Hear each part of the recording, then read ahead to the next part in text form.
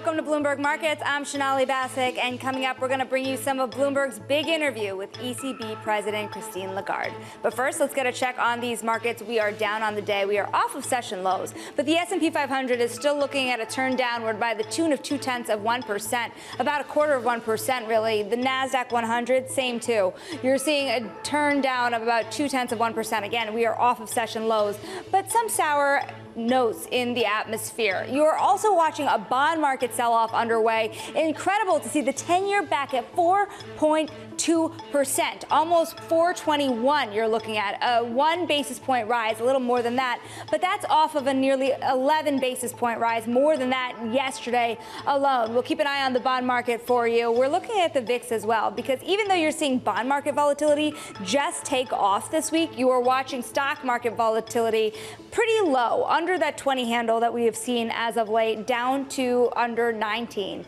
But we're going to switch gears here, and before we get back to these U.S. markets and talk about the story of the day, we're going to talk about Bloomberg TV, Francine Lacroix's interview here with exclusively an interview here with European Central Bank President Christine Lagarde. Now, they discuss how the ECB views the U.S. economy and uncertainty around U.S. trade policy after the U.S. election is expected in just 2 weeks. I think fair trade is a key boost for growth, for employment, for innovation, for productivity. And I would say that it's something that we should not throw away, because in any period of time where this country, the United States, has thrived, were periods of trade, not periods of I'm going to retire behind my boundaries and play at home. No. I mean, there was a big UK media outlet that called the U.S. economy the greatest economy on earth right now. I mean, would you agree with that? Where does it leave the rest of the world? I think it depends where you are on the social ladder. I think you have to go further than look at the sort of aggregate numbers or the average numbers. It depends on where you are on that ladder. If you are at the bottom of the ladder, if you have small job, not much by way of income, I'm not sure that you think of, being in the first and best economy in the world. So everything needs to be considered. But it's a case that the US, for instance, has very high productivity, has a very vibrant tech sector, and has had it for a long time. So it has capitalized on it since the beginning of the 21st century, and that there is a lot of catch-up taking place at the moment. But I think you cannot look at that in isolation. You have to look also at the people. And I think if you look at the Gini coefficient, which is probably not the best way to measure inequality, the US is not doing so well from that perspective. So it's also a question of spreading and distribution so that all people can benefit. Sorry, I'm being political now. Forget it. But do you worry about central banks being political or being dragged into the political sphere? No, because I think there is a huge resistance to that in the decisions that we make, despite what is being suspected here or there in any place in the world. And I think for those central banks which have the privilege of independence, either by virtue of the treaties or the tradition, it's critically important to hang on to it and to defend it, because the credibility of an institution like a central bank really is a factor of how independent it is vis-a-vis the politics. And it's precious. It's very precious. But do you think that you'll come under attack more? Not you personally, but just central banks. Donald Trump said, Jay Powell had the easiest job because it's a flip of a coin every month. He should come and visit us. And I have thousands of hardworking people, economists, jurists, computer scientists, and I can assure you that they work super hard every day, not just once a month. And for more on markets, we are joined now by StoneX Financial Chief Market Strategist Kathryn, Rooney, Vera. And you have Christine Lagarde speaking on the sidelines of those IMF World Bank meetings. You watch the IMF come in and really reduce their expectations for global growth. But there are differences when you look through the data. And importantly, some of those differences are around the United States, where the projections were actually revised upward. When you think about equity markets around the world, you've seen money pour into Japan and Mexico, and the IMF data is showing you that growth might not be as strong as you would think outside the U.S. Does that bring money back into U.S. equity markets? It definitely bodes well for U.S. equity markets when it's, the prettiest house on the block. But you definitely see some other economies roaring as well, especially in the emerging markets. I'm as focused primarily on Latin America. But returning back to the U.S., yes, the S&P has defied gravity and defied all risks or expectations of any negativity. So we've seen the S&P up 23%. But right now, you see valuations extended, and you see, as you mentioned, these macro risks that are really being discarded by market participants. And in an environment like this, especially 2 weeks before a very tight presidential election, I'm more cautious than consensus, Shonali. And what I would be suggesting to our clients, and what effectively I am in my global roadshow and my trips, is to protect your earnings. So yes, tech has done phenomenally well.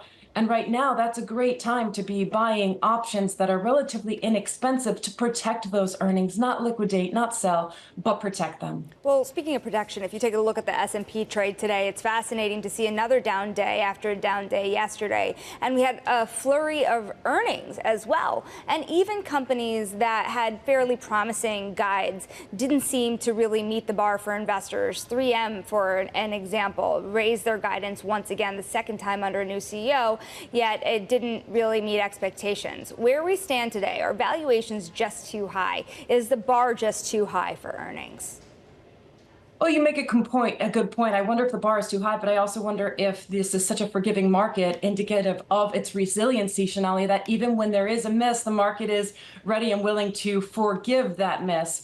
So I think it's more of a sample of, or an example of a market that's ready to be bullish and ready to discount, well, maybe there's a miss this time, but we're going to be okay in the future. Precisely because corporate earnings are near records or at records. They're phenomenal. So far, so good. But I think a lot is priced in. And we talked about these macro risks. We have oil prices moving higher. We have geopolitical risks. We have inflation risks that are inherent in fiscal policy. And I think these are things that over the past 2 days, we're seeing the market take into consideration. The fact that the U.S. economy is really outperforming expectations and growing above potential, which is inherently inflationary, tells the market, and effectively what we're seeing is a repricing of expectations on Fed rate cuts into 2025. So I would suggest, and what I am suggesting to our StoneX institutional clients, is to make safer bets right now. So look at earnings that are reliable and predictable and resilient, and can be resilient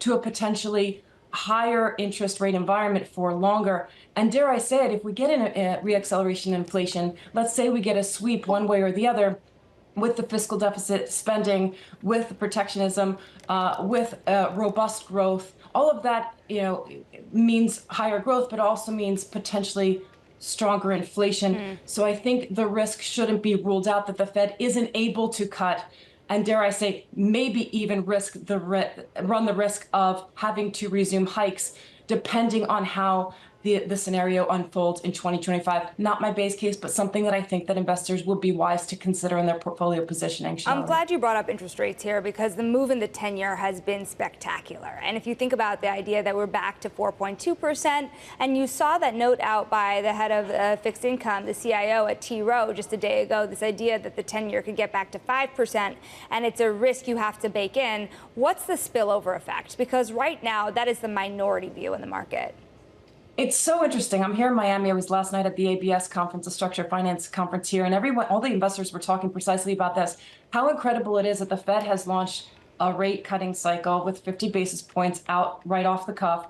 And, we see the 10-year Treasury moving higher. So that's not helpful to the housing market. And I think that it's not helpful to the equity market when you consider how extended valuations are. We're up 23% in the S&P. And how much more upside can there be? There could be. We're a momentum-driven market at the moment. But the risks are underpriced. And I think one of those risks is a 10-year Treasury that not just stays at 420 or wherever it is at the moment, but potentially moves higher. So I do think that it's time to protect portfolios. What is the biggest risk? Because if you think around the corner, we're 2 weeks away to the day from the U.S. election. There are a lot of people betting one way or another already, unclear what those wagers look like into next year. How are you thinking about the risks?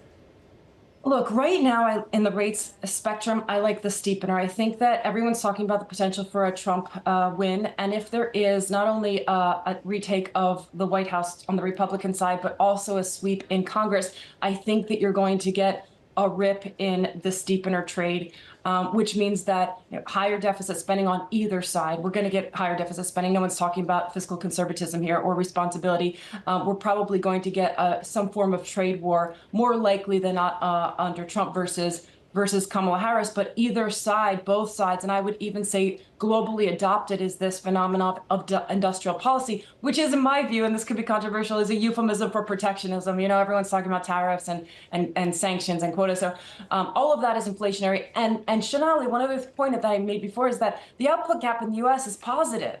So the economy is growing above potential, which itself is inflationary, not to mention the potential for a conflagration in the Middle East and the positive impact that would have on oil prices, which trickles into the real economy. So I think the biggest risk is that we continue on this current trend. We get additional oomph to the U.S. economy, and we get a resurgence or reacceleration in inflation.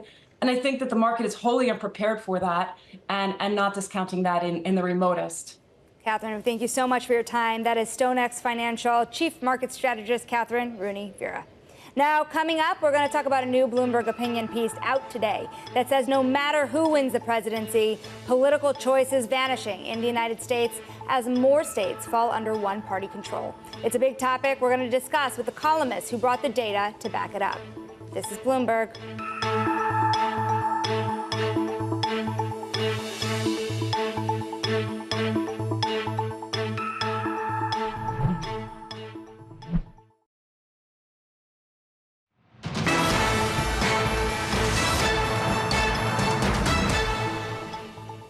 This is Bloomberg Markets. I'm Shanali Basak, and we're going to bring you the numbers because more than any point in modern American history, Americans are living in actually two different Americas. That's according to a new Bloomberg opinion piece out today, showing that almost 42% in the U.S. live under Democratic control in 17 states and 41% under Republican control in 23 states.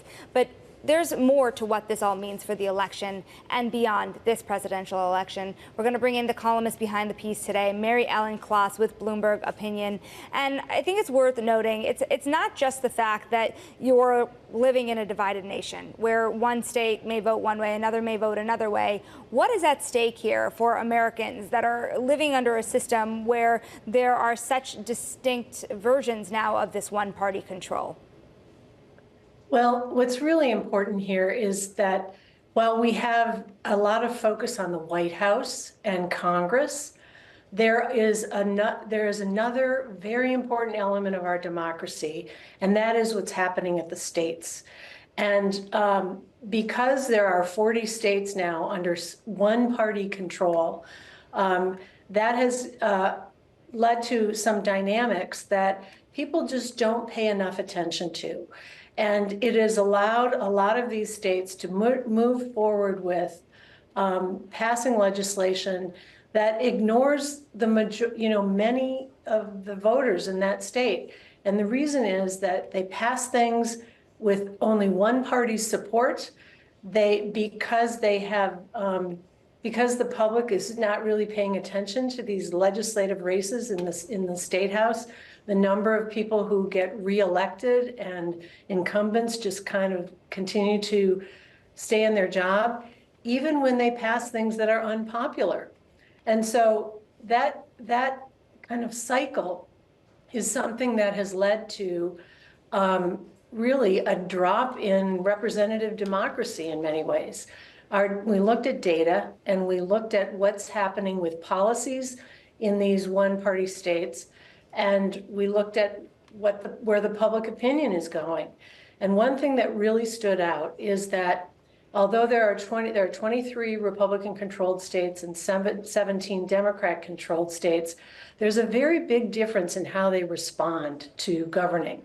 And what we concluded is that if you live in a red state, only 53% of the policies that are passed by your legislature and governor, if you're in one of these trifecta states, 53% of those policies have the support of the majority of voters. But if you live in a blue state, that the match between public opinion and the policies that are passed is closer to 77%. So that's just kind of a window into why you should be paying attention to not only who has been elected at the state level, but what they're doing. Mary Ellen, what does this all mean for voter turnout? I mean, do people feel that they live in states and it's going to be one way or another no matter what, that it will probably be blue if you're in a blue state or red if you're in a red state? Does it mean that it's discouraging more voters to come out?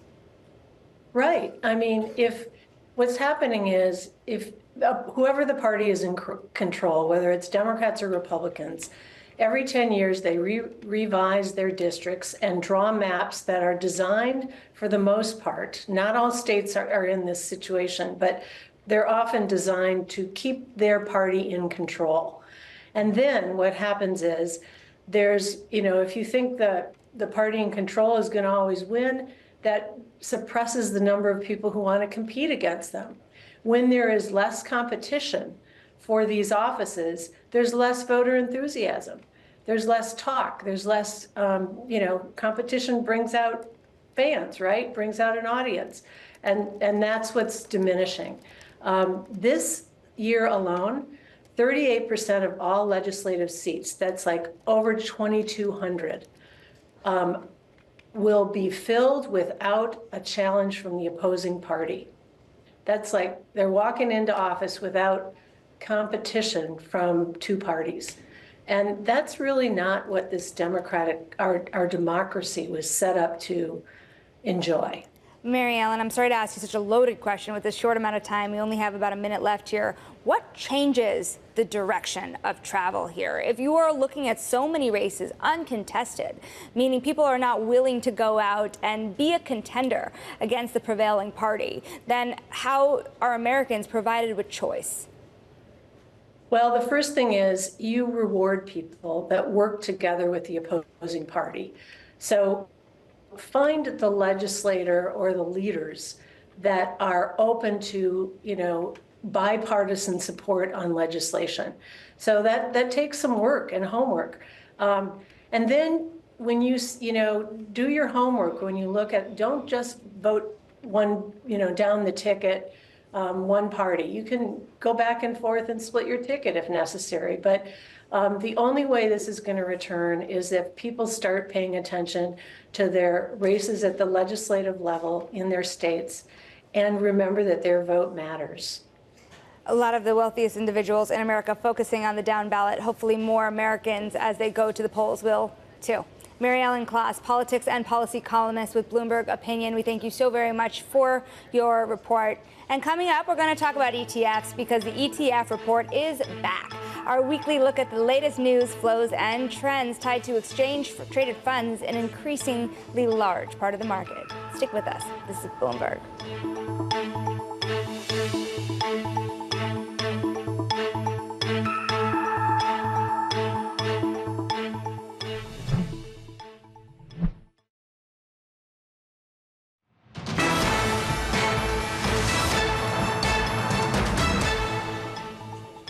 This is Bloomberg Markets. I'm Sonali Basak, and it's time now for our weekly ETF report, where we check in on the latest news, flows, and trends tied to exchange-traded funds. Bloomberg's Emily Grafeo is with us this week to tell about a flurry of new potential ETFs called Battleshares. Emily. So there's a new filing out there that came last week for ETFs. They're from Title Exchange Traded Funds Trust, and they're funds that do pair trades of different companies. So they haven't been approved yet, but if they are approved, ETF traders are going to be able to buy an ETF that goes long Coinbase, shorts Wells Fargo, goes long Eli Lilly, shorts Yum Brand. So the idea here is that there's two stocks in each fund, and they're supposed to be, I guess, inversely correlated. So you bet against one and you short the other. I feel like it's not your average hedge fund trade. No, it's not. I don't think there's a hedge fund out there that's doing the weight loss versus snack trade. But it is a funny, I guess, idea to think that there is demand out there. We know that in the ETF space, derivative-based ETFs have been wildly popular. We've seen 160 derivative-based funds launch this year. And that could mean kind of anything. It could be a buffer ETF that uses options to protect against downside losses. It could be a yield-based strategy that uses some type of option strategy to bring in more income. We haven't really seen that many products out there that do this kind of pair trading, long one stock, short the other. So we'll have to see if they get approved, and then if there really is investor demand for these. Right. It's a matter of seeing how it trades aftermarket, isn't it, to see if people are actually on board. What do critics say about these in particular? So critics say that, these are getting really popular, at least the derivative space more broadly, and it's kind of diverging from what the original idea of what an ETF was supposed to be. The critics say, these are risky for retail investors. They might not understand exactly what they're buying. They might not understand that with a lot of these funds that provide upside leveraged exposure, you're only getting the leveraged exposure to the daily return. So if you're buying an ETF that goes 3x Tesla or 2x Tesla, you're not getting 2x, Tesla's yearly gains. There is sort of a, I guess, volatility drag there when you're just getting the daily return. So the critics say that these are risky products. The proponents say, this is America. This is a free country. You should be able to trade what you want. And if there's a product, issuers should be able to issue it and traders should be able to buy it. Well, I think that that's one of the main questions here. It's not just that it's a pair trade that you're betting on. It's the leverage embedded in these ETFs. Right. And how does this one compare with other, say, derivative-focused ETFs that we are looking at? So I think some derivatives-based ETFs get a bad rep because they are maybe more simple bets. They're not using leverage exposure. They're just using options to generate income. But these funds do look like they are going to be providing more amplified exposure to these stocks. So I do think investors need to be careful. Are they buying something that's derivatives based because it's using protection, or is it really, really amplifying the risk here? Investors looking for juice. We thank you so much, Emily, for all things ETFs. You can watch ETF IQ on Mondays. Don't forget, at 12 p.m. New York time. Now, coming up, we're going to break down the stocks making the biggest moves midday with our own Abigail Doolittle. Stick with us for that. This is Bloomberg.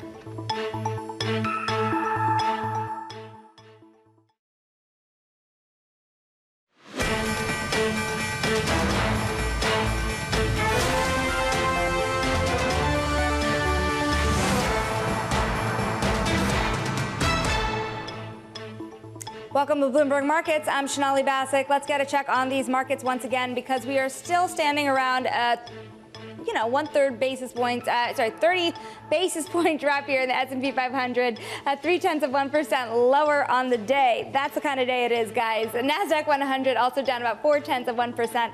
I'm really confounded here by the bond market. Back to 4.2%. Great story on the terminal right now about how bond traders are really selling off like it's 1995. You're starting to see a move in the bond market that's starting to echo what you saw in the 90s when you saw a rate cut at that time. Strong economic data, but we'll keep a look at where that really goes. The VIX is lower than it has been, around that 20 handle. We're below 19, but again, still elevated relative to where we have been throughout the course of the year. We're going to bring you some midday moves movers here on the equity side. A lot of earnings out. Bloomberg's Abigail Doolittle joins us now. Lots of earnings indeed, Sonali, with stocks moving well more than that S&P 500, down about 0.3%. Starting off with the shares of GE, down nearly 8%. This after their sales missed estimates, a little bit disappointing there. In addition, relative to the guide, they did guide profits higher, but sales they kept the same. So investors are a little bit worried about this on a stock that's up more than 50% on the year into the quarter. It still is, frankly, but apparently supply chain issues weighing there. We also have some issues for the defense contractor space, in particular, Lockheed Martin down 5.5%. They missed sales as the F-35 delays dragged on sales. That stock having its worst day since November of 2022, really weighing on the space. We'll have both Northrop and General Dynamics, GD, reporting later this week. And then Raytheon, or RTX, reported today. Not a lot of movement for that stock, down about 0.3%. Let's end on a bright spot, though, Sonali, and this is GM. Shares having the best day since November of 2022, up a very healthy 9.4%. Their profits grew on a year-over-year basis by more than 30%. Sales better than 10%. EVs accounted for, EVs grew 60% on a year-over-year basis. So the high prices there, we've been hearing so many reports, Sonali, of weak credit around car sales. Well, that does not seem to be affecting GM at all. Again, the best day going back to November of 2022. Abigail, appreciate you taking a look at all things moving for us. Now, we're going to turn to the deal market because it's been something that has been driving this market forward in all sorts of unexpected ways, with an expected comeback in deals, but maybe not before the election. We'll see. Let's get some insight with Rob Brown, the CEO of Lincoln International. You know, Rob, it's interesting. Great to talk to you, by the way. You had all the major investment banks saying that the pipeline is really starting to build around the corner, but this year has been choppy, and you look at companies still navigating. You heard supply chain issues, for example, becoming a problem. When is the last time you heard that? How do you see the next couple of months really moving forward in the deal market when there are still uncertainties about this economy and about the direction of U.S. politics that could drive the economy?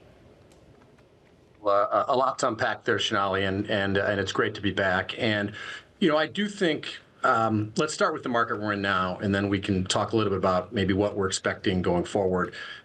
We are in a better M&A market than we were a year ago, or even than when we came into the year.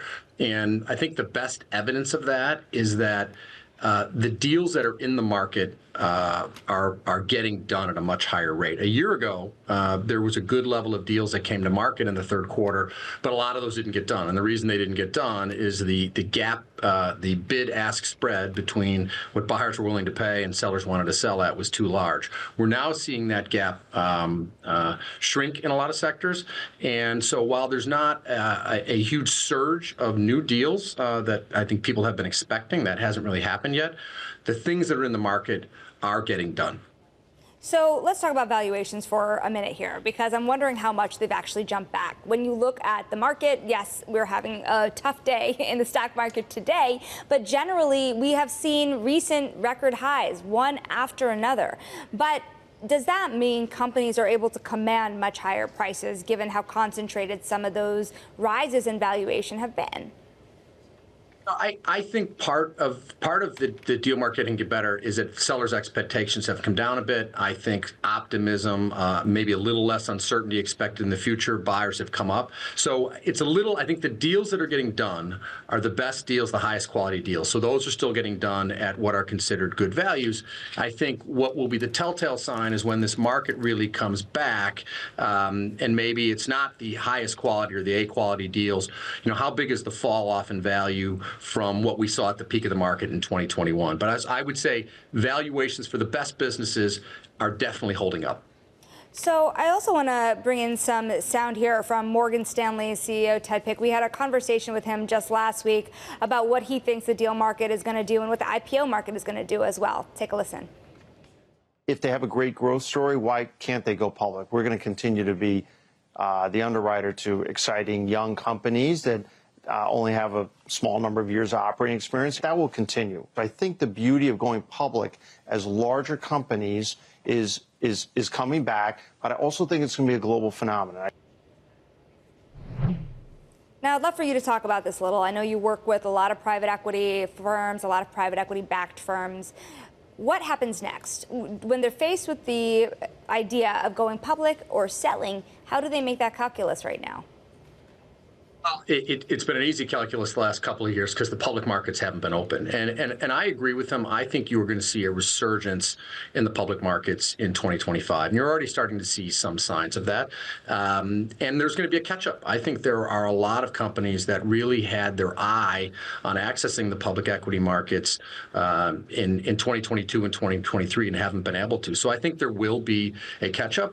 With all that said, if you look over the last 10 years, maybe even 15 years, there has been materially more capital formation in the private markets than the public markets. And some of the increased regulation, some of the volatility in the public markets, and by the way, all of the capital raised in the private markets that wants to be put to work has really driven that. So I do think next year will be a good year for public equity markets. I also think it's going to be a very good year for the M&A market. So what does this mean also? We were talking a little bit about the election, or I had brought up the prospect of election-related uncertainty. How are clients dealing with the near term as they kind of look around the corner and all that opportunity ahead? The election's a really interesting question because I think earlier in the year we were hearing from people, well, the election's not going to affect my decision as to do I want to do something or not. And I think some of that was based on an expectation that Trump was probably going to win, and they kind of felt that. I think with the change in candidate and a very, very tight race, we have in the last 60 days or so, and it could just be they're getting closer to the election, more people saying, I'm just going to wait. I don't really expect it to affect the performance of my business. I don't really expect it to affect the valuation of my business, but I'm just going to wait. There's going to be uncertainty. And I think there's kind of a feeling that we may not know the outcome of this election for weeks or months after the election because we may have a contested either way. I think the one thing, though, that's really important is we spend a lot of time talking about who's going to win the White House. But what happens in Congress is equally as important. Capital markets tend to do very, very well in divided governments where no one party can advance an agenda too far one way or the other. And so, again, what happens in the House of Representatives, what happens in the Senate, I think is equally as important to people's kind of outlook and instability in capital markets as to who wins the White House. You know, it's interesting. It's kind of harder to understand what a red sweep or a blue sweep would mean, or a blue White House with a red Congress, for example. When you consider what's at stake in this election and you consider what could change if you see a different outcome for Congress, what are you thinking the biggest risks would be?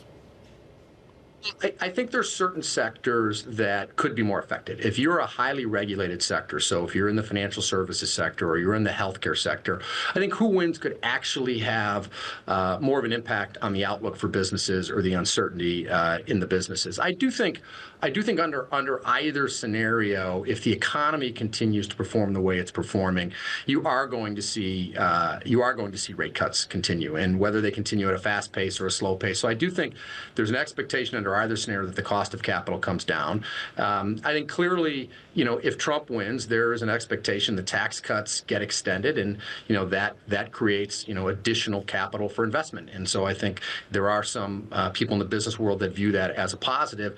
I think the negative, there also tends to be a little more chaos and instability if that happens. And so how those two trade off, I think, is going to be difficult to predict. Rob, we thank you so much for joining us today. That is Rob Brown, the CEO of Lincoln International, breaking down all of the uncertainty ahead in this market. Now, coming up, a big earnings report from Boeing tomorrow, but that could be overshadowed by a labor union vote. We're going to bring you more analysis on that next. This is Bloomberg.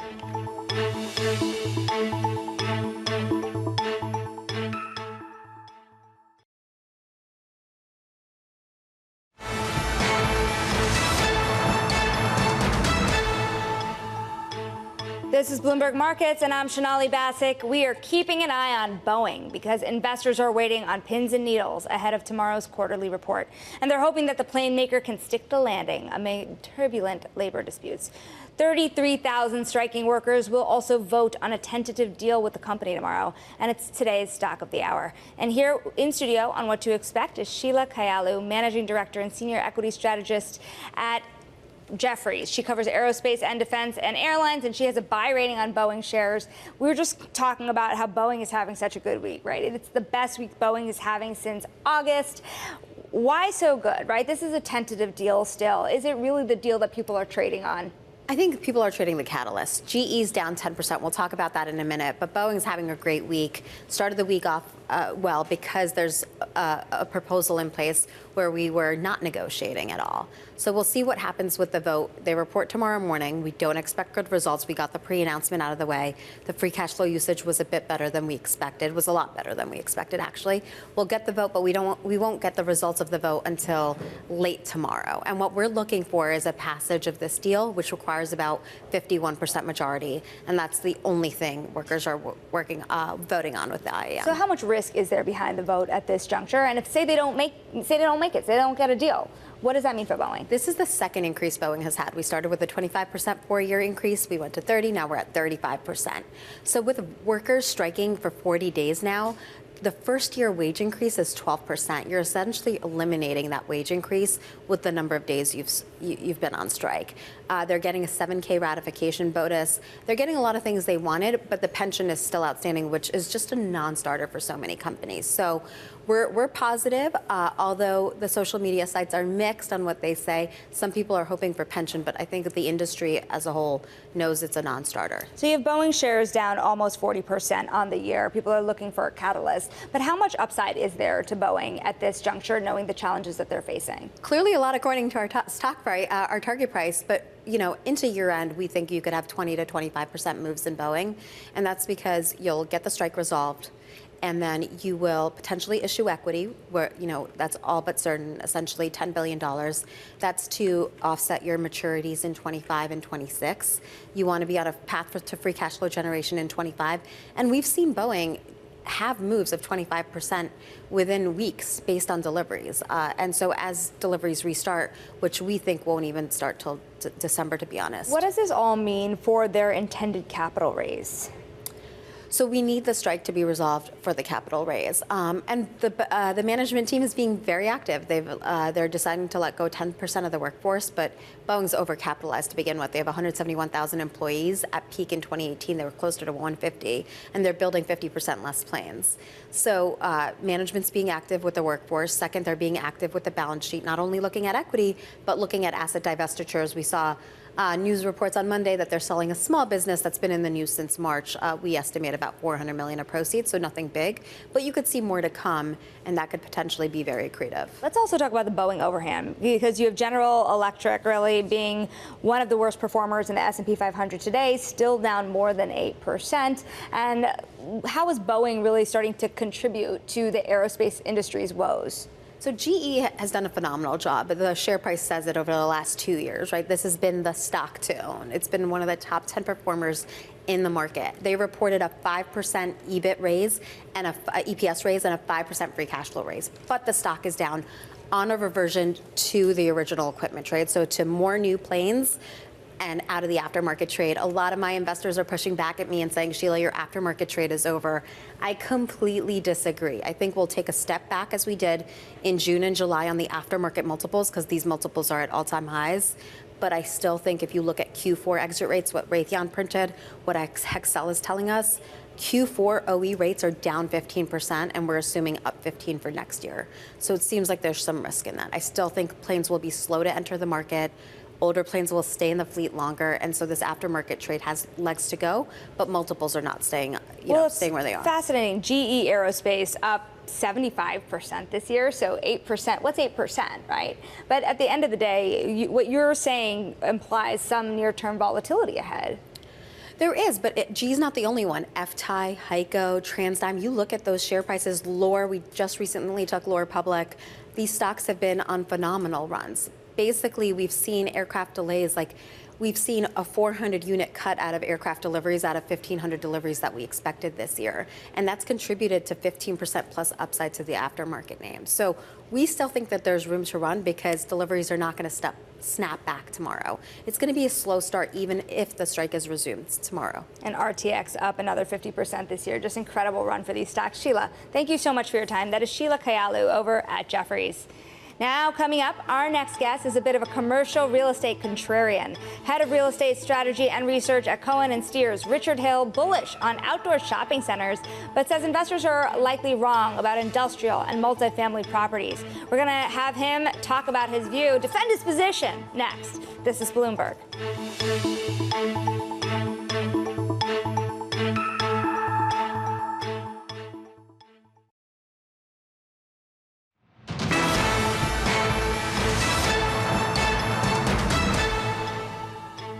This is Bloomberg Markets. I'm Sonali Basak, and rate cuts have begun, and it looks like commercial real estate prices are starting to bottom. Many analysts are bullish on multifamily and industrial real estate development, but our next guest says those categories can be less attractive than most expectors invest. For more on this, we're going to bring in Bloomberg's Abigail Doolittle, who follows real estate very closely for us here at Bloomberg. Richard Hill, head of real estate strategy and research at Cohen & Steers. And, you know, it's interesting. I think let's just start with the environment really quickly here, because there are not as many rate cuts baked into the rest of the year as initially expected. And you have to expect, if you're going into next year with, 50 to 75, maybe 100 basis points worth of rate cuts, how much pain is there left in the system? Yeah, sure. So look, listed REITs, which are a leading indicator in both downturns and recoveries, were sort of left for dead this time last year. They've had a remarkable rally over the past 12 months, up almost 40%, actually a little bit more than 40%. And believe it or not, the third quarter was a huge quarter for the sector, up almost 17%, making it the second best performing sector of the S&P 500.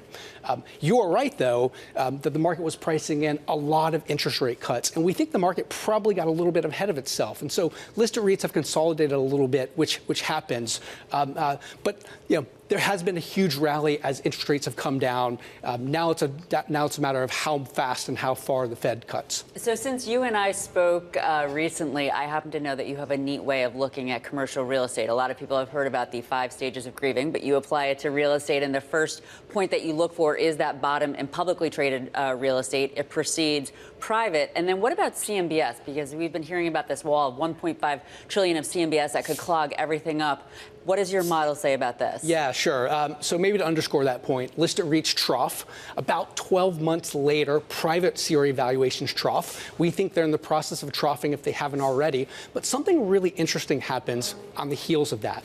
CRE debt distress delinquencies do not peak for 12 to 24 months after private CRE valuations trough. Why is that the case? Well, you mentioned the grieving process. I believe that is representative of the acceptance stage of the grieving process. Lenders do not want to sell distressed properties into a distressed market. They want to sell distressed properties into a stabilized market. So it's only when you have more clarity on where valuations are that distress begins to rise. But it is a contrarian late cycle indicator that you can get more constructive on private CRE valuations. Well, Sonali was mentioning the rate cuts, and even though they may not be as many as we had initially been expecting, could this pull that forward a little bit? Could it be closer to the 12 months as opposed to 24 months for the bottom for CMBS? Yeah, so potentially. So if you go back and you look at the last cycle, CMBS delinquencies peaked 2 years after private valuations troughed. But you can pick on the CMBS market for a variety of different reasons. It is possible that it's only 12 months because if you look at bank balance sheets and life insurance balance sheets prior to after the GFC, those only peaked out about a year after. So you could see this work out a lot faster than what you've seen prior cycles. So what do you think also about some of the sectors here? Because this idea of multifamily facing some pain, very curious about what you think that's predicated on. Of course, that is a pretty contrarian view. Yeah. So I grew up in a real estate family. The comment I'm going to make, I'm making fun of myself, no one else. We tend to be trend followers in the commercial real estate market. We believe everything that worked in the past is going to work in the future. We're a little bit cautious, at least relative to our peers, on industrial and multifamily. Great asset classes over the past 10 years, but we think there's going to be a little bit of mean reversion. Let me give you one interesting stat. Everyone loves industrial, but industrial REITs, publicly traded industrial REITs, are the worst performing sector of listed REITs this year, down around 4% when the sector's up more than 10. Why is that the case? Fundamentals are great. It's a great asset class. But we think supply is going to be higher than what the market anticipates, and that's going to lead to long-term growth, mean reverting. It still might be best in class, but if you have good growth, not great growth, that has an impact on valuations. So, you know, you like open air. you are less favorable on multifamily and industrial, but I've got to talk about the big one, office. Yeah. And we have about 20 seconds or so thoughts, because I think that you might be a little contrarian there. Yeah, sure. I was on the West Coast last week. Someone asked me what I think is the best performing sectors. I sort of think I want to put office at the top of that. Wow. I don't know when it bottoms out, and it might go lower before it goes higher, but gosh, it's starting to become really cheap, and I think someone's going to make a lot of money. There's a lot of green shoots emerging here. It's great to have you here, Richard. Of course, that is Richard Hill over at Cohen and Steers, and of course, a complicated market to navigate at this juncture. Of course, with a lot of changing expectations in the rate market, that 10-year alone just above 420. I'm still stunned by it. Anyways, that does it for Bloomberg Markets on the day. I'm Sonali Basak. More markets ahead and balance of power as well. 2 weeks until the U.S. election. Buckle up. This is Bloomberg.